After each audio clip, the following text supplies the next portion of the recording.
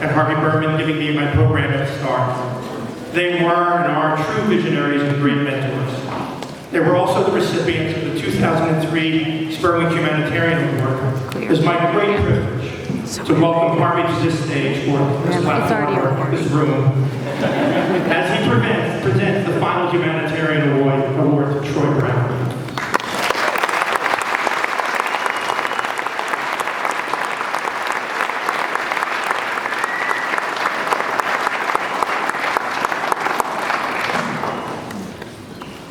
Thank you, Larry. What an amazing evening this is, recognizing and honoring the life work of Bruce and Anne Marie and of my friend and colleague, Larry Ritchie. And what a privilege it is for Spurwink to be able to recognize the contribution and commitment of Troy Brown to helping to live and make life better for so many. Troy is a former New England Patriot and three-time Super Bowl champion. He was drafted in 1993 by the New England Patriots, where he remained for his entire 15-year career. In 2001, Troy led the team to their first Super Bowl championship alongside quarterback Tom Brady, and assisted the Patriots in earning 2 more championships in 2003 and 2004.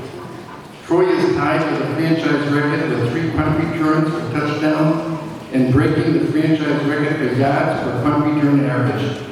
Over his career, Troy demonstrated incredible versatility, primarily filling the wide receiver position, but also contributing as a significant and determined defender, as well as the special teams.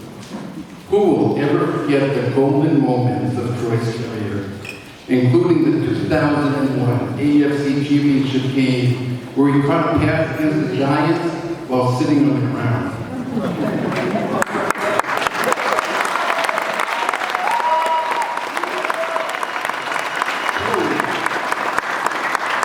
We'll never forget his 80-yard reception to beat the Dolphins in Miami. And of course, when he stripped Marlon McKee of a late game interception, the 2007 playoff game against the Chargers.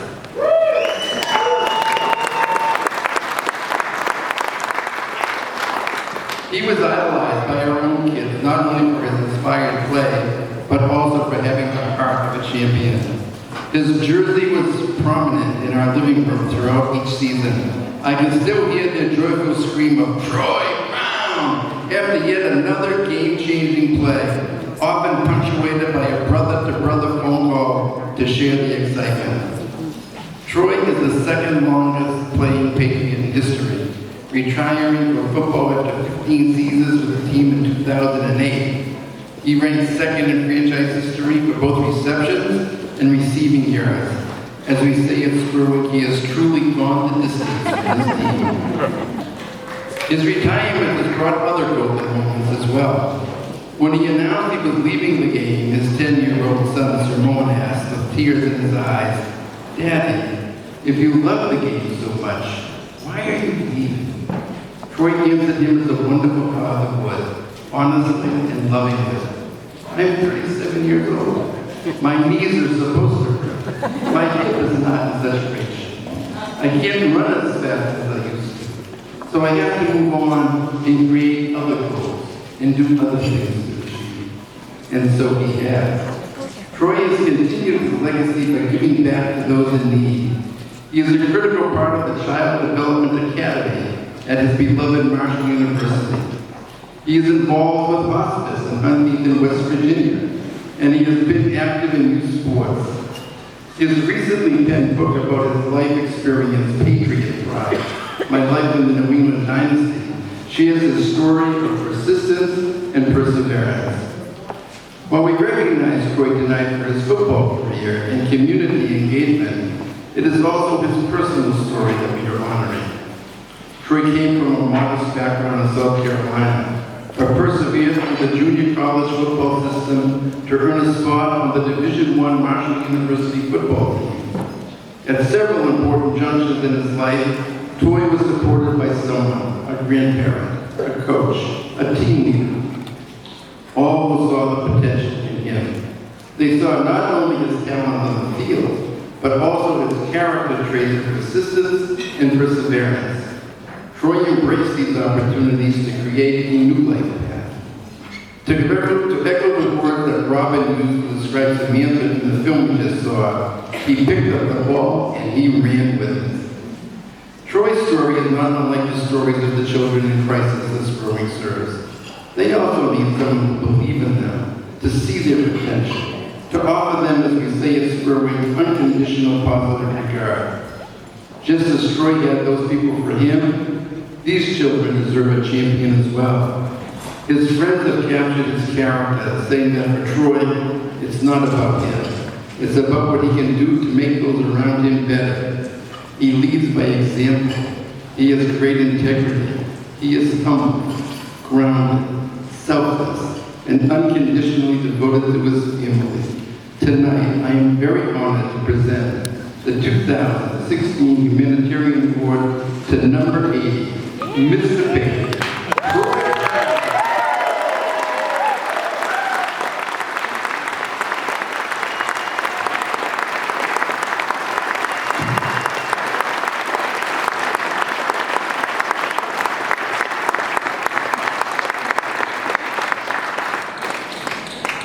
Taking a speech.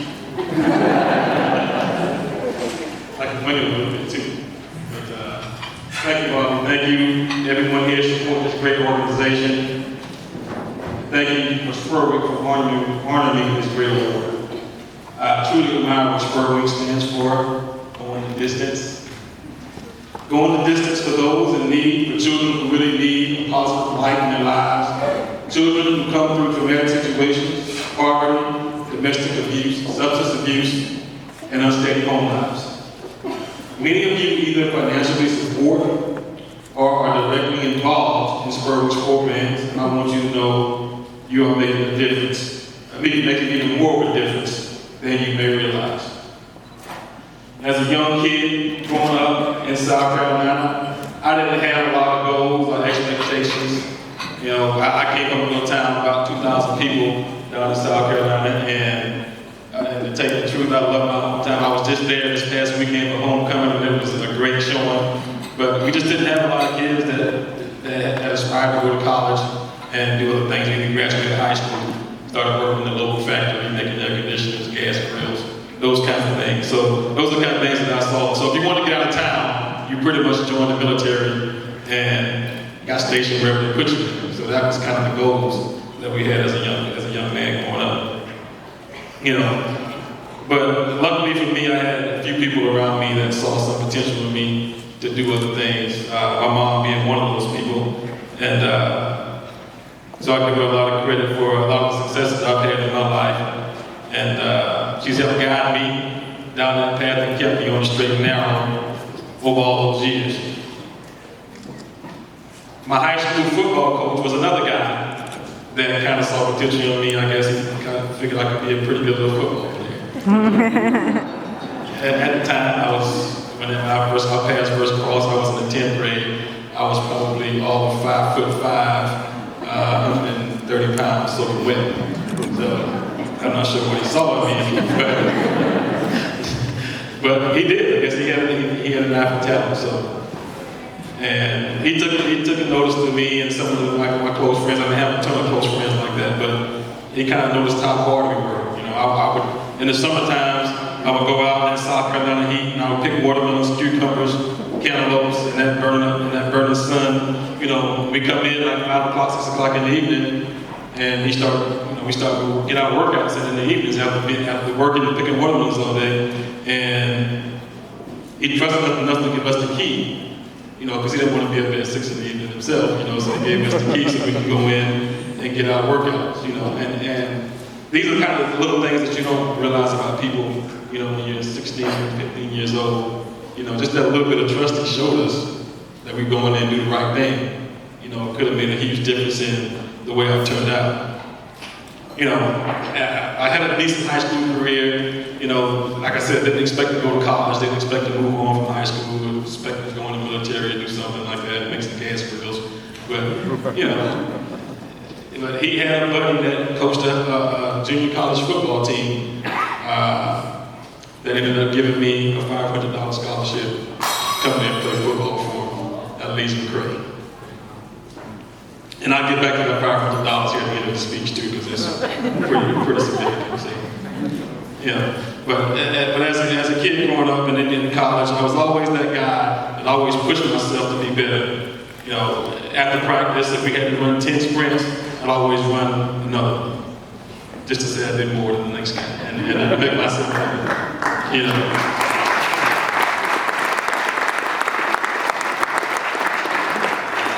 Trying to push and go that extra mile. You know, and as I moved through my career, I realized what you need to do, what I needed to do my entire life. Same things that happened to me on the football field happened to me in real life. I went back home a few times. A lot of the kids that I saw that I grew up with, you know, they didn't have an opportunity to go to college. You know, and this is one of the part that, you know, my mom really played a big role in this, because I saw some of those same guys. When those coaches came to that school to offer me that $500 scholarship, they also came and offered 2 other kids the same deal. And like I said, we didn't have a whole lot. My brother was older than me. He was already out of school making those grills, making those air conditioning units, and he had a car. And so my mom borrowed his car, and she made sure that I made it to my orientation. And we never had a person in my family go to college, let alone graduate college. So she was determined that I was going to get there. So, and she was determined the other 2 kids were going to get there too. And I remember like it was yesterday, driving up to those kids' houses, and me getting out, knocking at the doors, and trying to get those guys to come out, and nobody ever came to those doors. Neither one of those guys. You know, they were great friends of mine, but neither one of them ever came to the door. And they didn't have that structure behind them, even though it was just my mom behind them, and guiding them, and making sure that I was going to go on a path of change. You know, because she wanted to see somebody in her family go to college and finish. So I thank her to this day for being that rock behind me for guiding.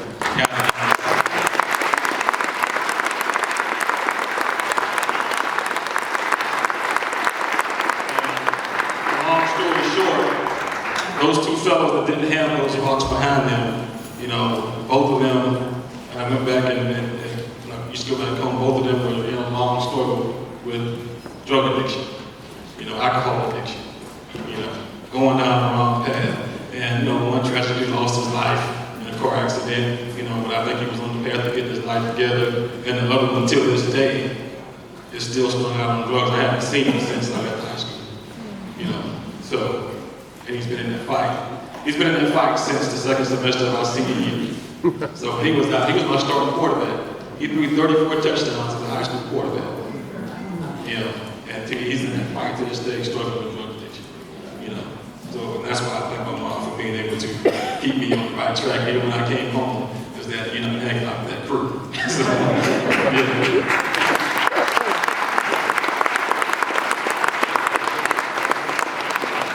Here I am. I'm thankful. I am very thankful that I'm in a place now that I can help out and give back. And it's because of people I've had in my life, like my mom and like my coach, that cared about me. I credited much of my success to the people around me who look out for me and made sure I stayed on my path, just as you all do on a daily basis. My friend Mike Reese and I wrote the book, Patriot Pride. It helped me reflect on a lot of that stuff. You know, I was able to reflect on the significance of each of these positive influences that made me a better player and a person. And as Coach Belichick always said, you know, he told me a long time ago, he told me this, he told the team this, you know, there is an I in team. Because it's made up of individuals doing their jobs. You just think about that, you know. Football players, you have guards, you have centers, you have tackles, you have tight ends, you have wide receivers, you have running backs, and he always preached this to us. If one of you, if 1 out of 11 people don't do their job, then our chances of succeeding are slim to none. So that's why you look around this room and you see all these people in here and all these volunteers, all these donors that are part of Spurwink and what Spurwink is all about. There is an I in team. Because if you don't do your part, Spurwink can't be what it is.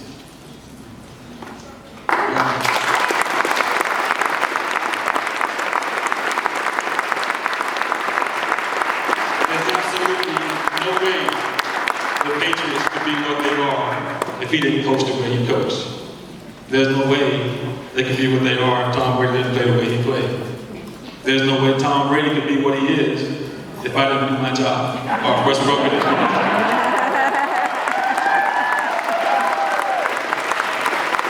Our Randy Moss didn't do his job. Our Dan Coker didn't do his job. You know, our LeGarrette Blunt wasn't doing his job. There's no way they could be what they are. So there's an I and team. We all have a responsibility to be accountable to each other.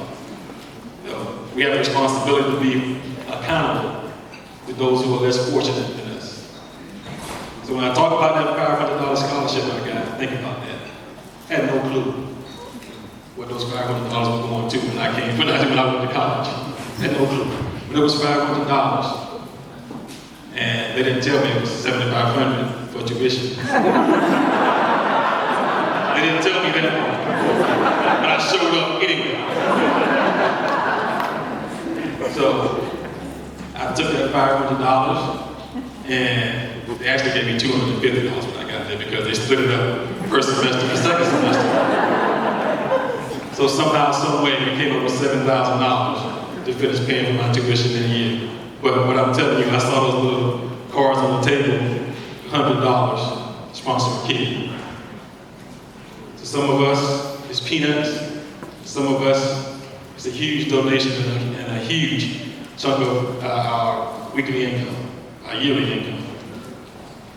But just think about what those $500 turned out to be for me. There's absolutely no way I was thinking about giving this speech tonight.